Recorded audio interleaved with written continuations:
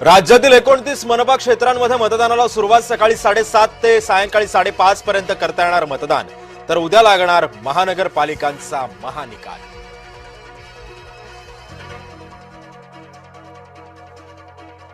मुंबईमध्ये 227 जागांसाठी आज मतदान, ठाकरे बंधूंविरुद्ध युतीची थेट लढत।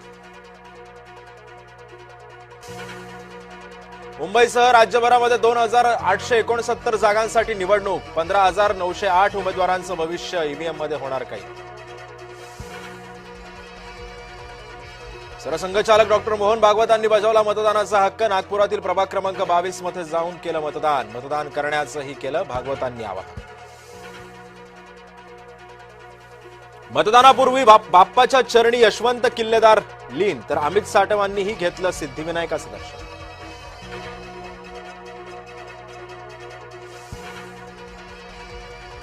तीन मतदान केल्यानंतर चौथा मतदान झालं तेव्हा लाईट लागला नाही। पुण्यामध्ये राष्ट्रवादीचे अंकुश काकडेंनी नोंदवला आक्षेप।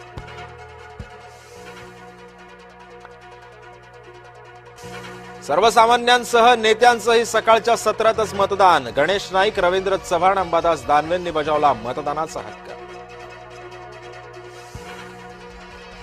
राज्य निवडणूक आयोगाचा अजब गजब कारभार, माध्यम प्रतिनिधींना मतदान केंद्रामध्ये सोडण्यास मनाई, केवळ रांगांचं चित्रीकरण करण्यास दिली परवानगी।